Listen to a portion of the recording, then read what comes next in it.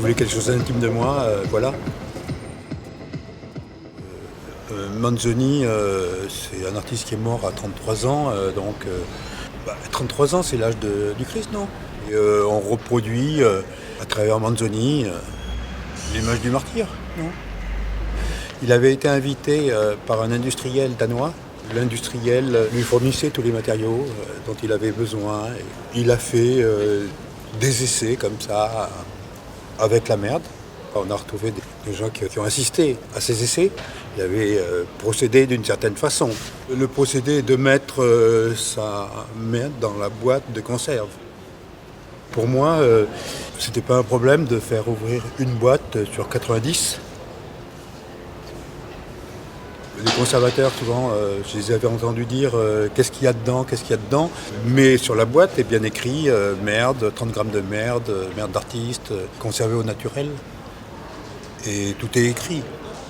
C'était à la Galerie Pellas à Marseille, et c'était pour l'ouverture d'une exposition avec cette boîte de merde. Et c'est un Africain qui avait choisi de la faire ouvrir par un Africain, parce qu'il n'y a pas beaucoup d'Africains dans le milieu de l'art et tout ça.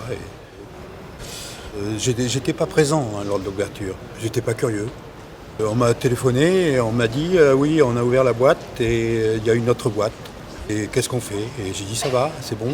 C'est comme une orange, vous enlevez la peau et vous avez le fruit à l'intérieur. Et voilà, cherchez les pépins. C'était les propriétaires de boîtes de merde qui m'intéressaient. Et ils s'engagent, ils croient à la chose. Et il me disait assez justement une chose et de chier dans la boîte et de faire une boîte de merde et de faire rentrer cette boîte au musée.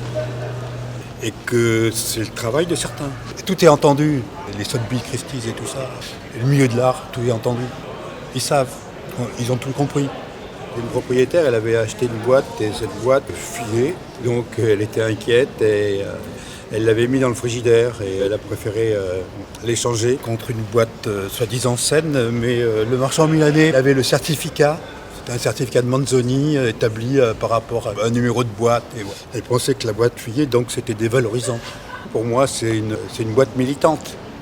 Une boîte était prêtée à un musée anglais.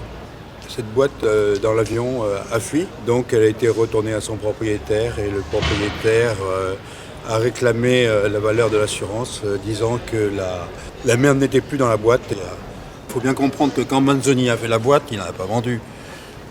Rien. Il est donné. Il avait établi l'échange à 30 grammes d'or. Maintenant, je crois que la boîte, ça vaut 250 000 euros. Le lingot d'or, ça vaut 35 000 euros. C'est une monnaie plus solide, finalement, la boîte de merde, que l'or.